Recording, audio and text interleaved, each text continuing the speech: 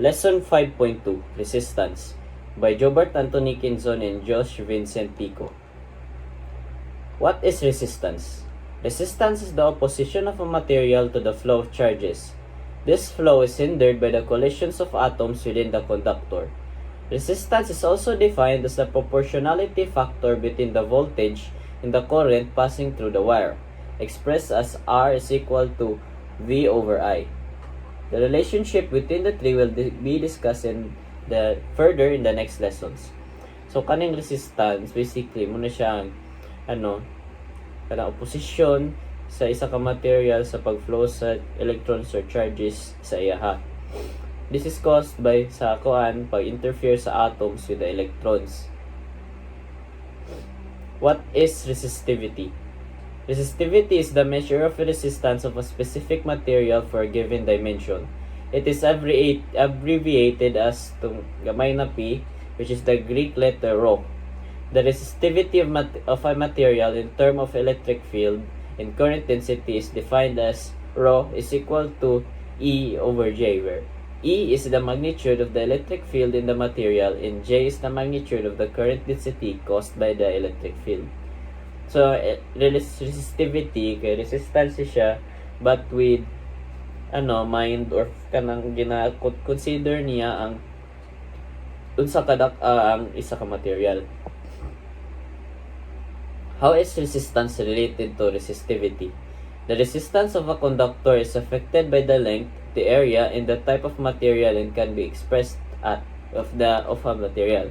It can be expressed as R is equal to rho times L divided by A, where R is the resistance of the conductor, rho is the resistivity of the material, and L is the length of the conductor, and A is the cross-sectional area. So, ang murag surface sa material ng cross-sectional area. So, the value of resistivity of different materials affects how they conduct current. This value depends on purity, heat treatment, temperature, and other factors.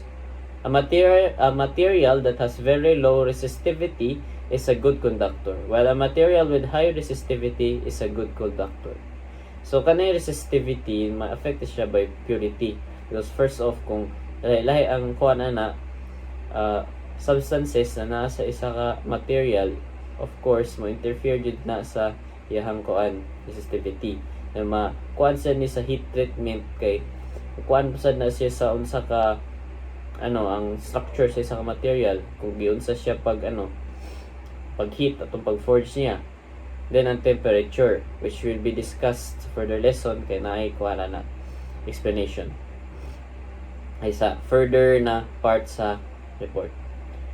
So sa table, makita ninyo, you can observe that metals and alloys have very small resistivities, making them good conductors. On the other hand, materials considered as insulators such as wood and amber have significantly high resistivities. Among the metals listed in table 5.2.1, silver has the smallest resistivity, making it a very good conductor. However, since it is expensive, copper is more commonly used in wirings. Aluminum wires are mostly utilized in transmission lines, even if it has a higher resistivity than copper, because its resistance for the same weight is less than of copper. It is also more inexpensive than copper. So, kana makita ninyo na metals and alloys, which mga bakal, they are good insulators and also conductors. Then, kaning mga dali masunog, which is kaning kahoy or tela, dini sila ga-conduct as much as sa mga electricity or heat kay di ba masunog man sila. Then isa sad ka fakta ni kay ang copper mo dito siyang ginagamit kay man siya mas cost effective sa silver, pero medyo okay ra yang resistivity. Semiconductors are materials that have conductivities between the values of conductors and insulators. They are being studied even until today since the resistivities can be affected by differences in temperature and trace amount of impurities. So, kaya semiconductors, mo makita sa imong computer kay mura man sila in between good sa mga insulators and conductors. So naga-change silang conductivity o ilang resistivity base sa temperature. The opposite of resistivity is conductivity. Quantifies how strongly how strongly a material allows charges to flow. It is abbreviated by the symbol ng gamay Greek letter sigma and equivalent to 1 over P. Thus, its SI unit is 1 over ohm meter or Siemens per meter or S over M. Good conductors have significantly higher values of conductivities than insulators, since it is the presence of free electrons and metals that allow them to be good conductors.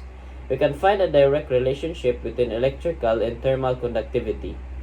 Metals and alloys, being good electrical conductors, are also good thermal conductors. In contrast, poor electrical conductors such as plastics and ceramics are also poor thermal conductors. So, relationship between sa conductivity o sa resistivity. The more na resistive ang material, the more sa na-conductive ang product. Temperature dependence of resistivity. The resistivity of a metallic conductor and its resistance generally increases with increasing temperature, as shown in figure 5.2.1a. This is because as the temperature increases, atoms in the electrical conductor vibrate more, increasing the chance to collide with other atoms and limit the flow of electrons, thus reducing the current. If the temperature increase is relatively small, the resistivity has a linear relationship with temperature. The temperature dependence of the resistivity of metal can be expressed as rho T is equal to PO 1 plus A parenthesis time temperature minus temperature 0. Or PT is the resistivity at the temperature T, PO is the resistivity at the reference temperature, TO A is the temperature coefficient of resistivity, T is the temperature, and T is the reference temperature. Values for the temperature coefficient of resistivity A of different materials is listed in table 5.2.2. So sa kaning mga metallic sad mga conductor, ang ilang resistance naga-increase sa increasing temperature.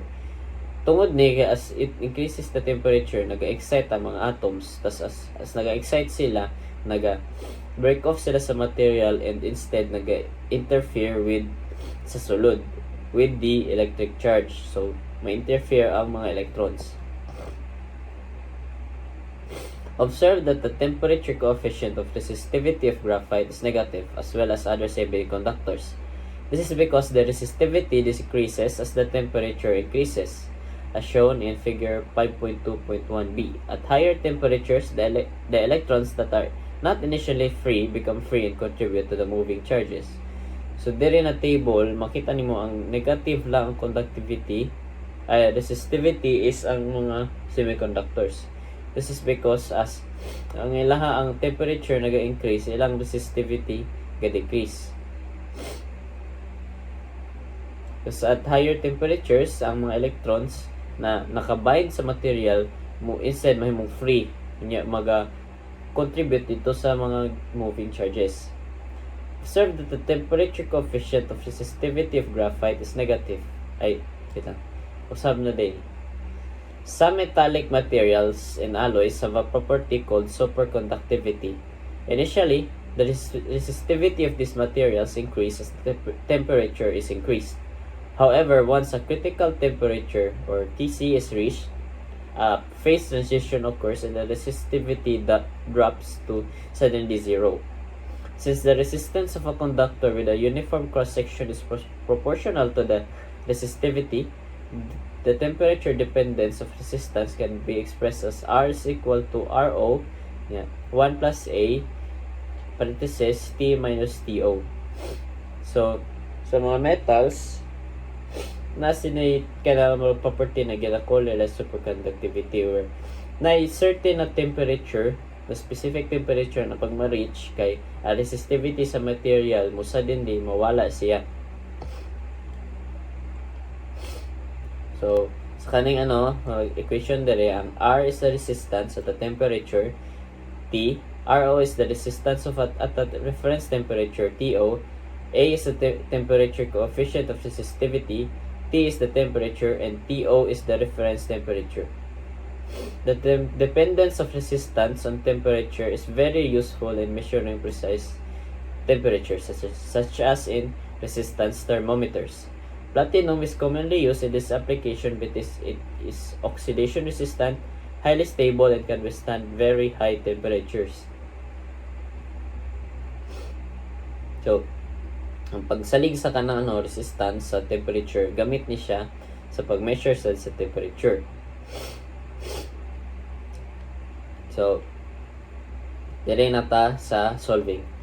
So, una, an unknown wire experiences an electric field of 10 V over M and has a current density of 5.0 times 10 to the power of 7 A over M squared.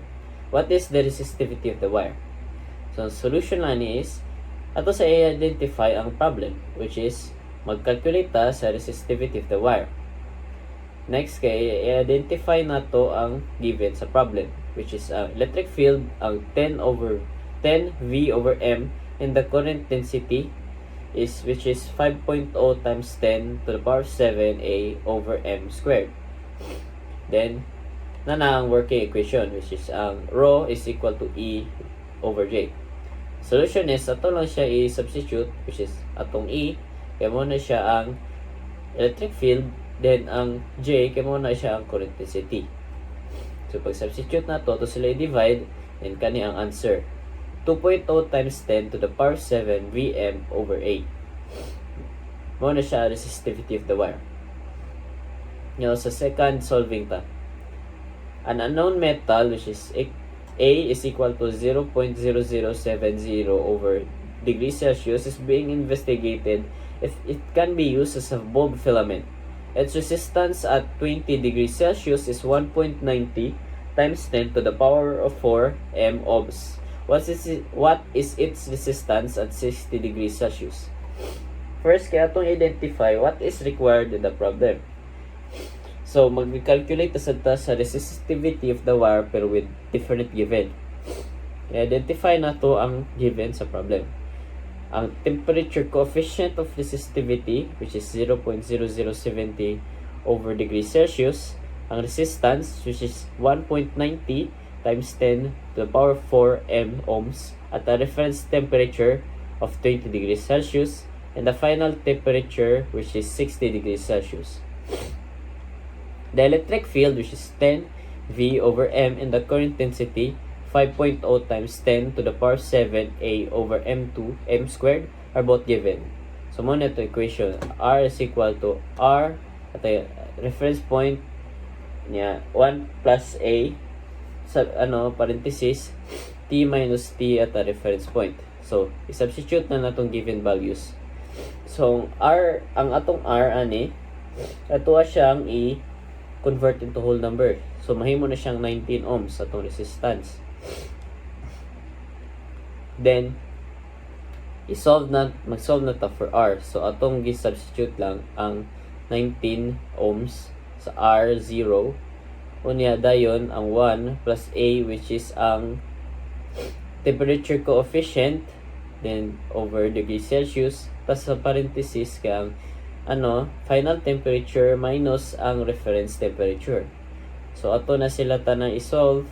Ang mugawas kay 24.32 ohms, which is ang resistance at 60 degrees Celsius. Now, ganyan na ta sa final solving. The temperature dependence of metal makes it possible for it to be used as a resistance thermometer, which involves platinum. Platinum has a resistance of 50 ohm at 20 degrees Celsius when it is immersed in a melting metal, indium. Its resistance increases to 7.68 times 10 to the power of 4 m ohms. What is the melting point of indium in Kelvin? So step 1, ato na sa i-identify ang problem. Karon isugo na ta na mag-calculate sa final temperature in kelvins. So i-identify na nato ang given. Ang temperature coefficient of resistivity, which is from sa kuan itong table gay na 5.22 kay amo gawas 0.039 degrees Celsius. The initial resistance 50 ohms at initial temperature 20 degrees Celsius, and the final resistance 7.68 times 10 to the power of m ohms are all given.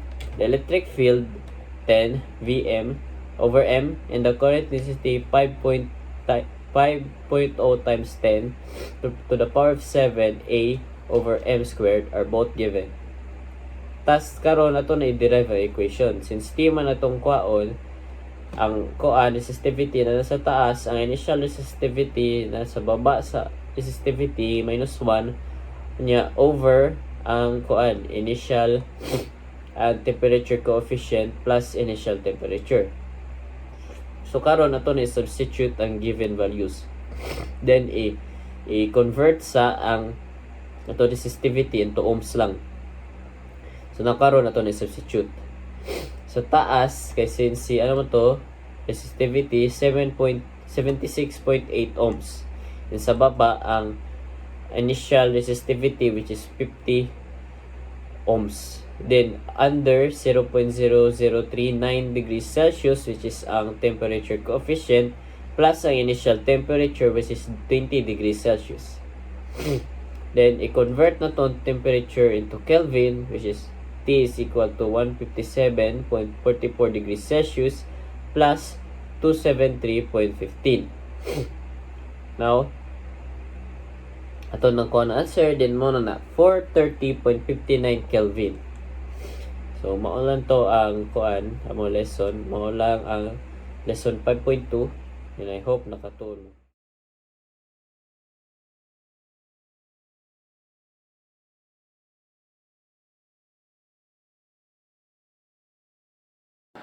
A conductor permits free electrons, also called conduction electrons, to freely move between and among atoms.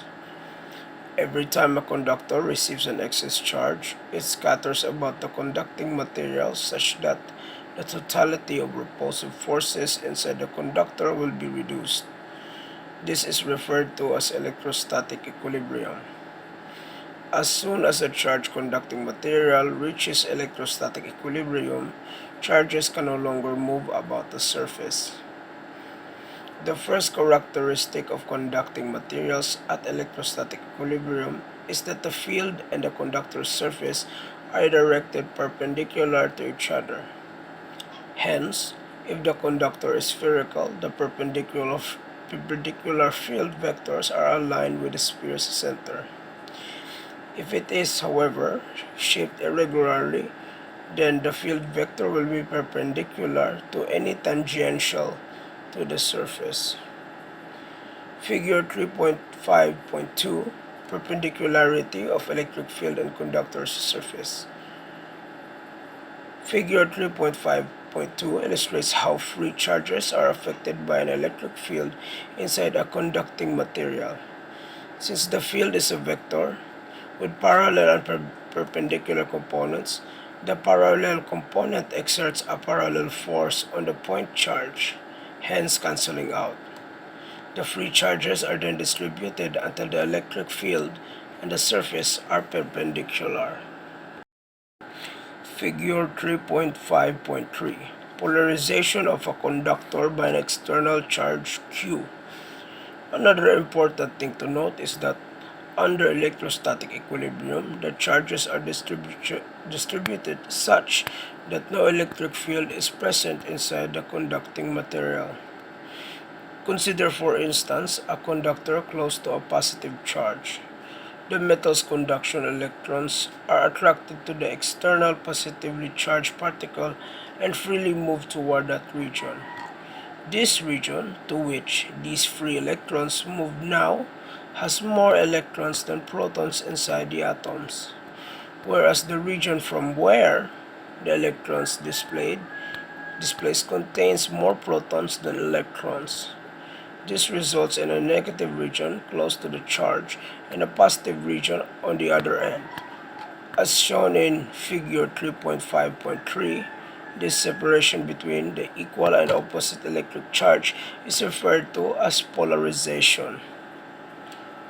Recall that Gauss's law that in the electric field of a charged sphere, the field outside the sphere is similar to that of a single charged particle. Hence, the electric potential will also be the same and is given by equation 3.5.1. It has been established that the electric field within a conducting sphere is equivalent to zero.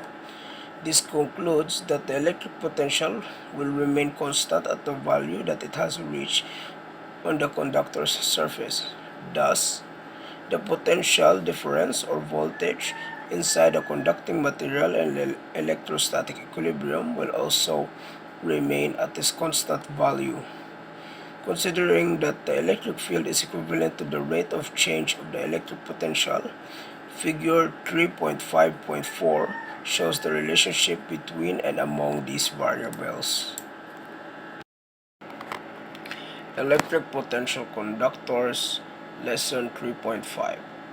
Our learning objectives will be to identify the properties of conductors in electrostatic equilibrium, characterize the electric fields of conducting materials, and to calculate the electric potential on and inside conductors.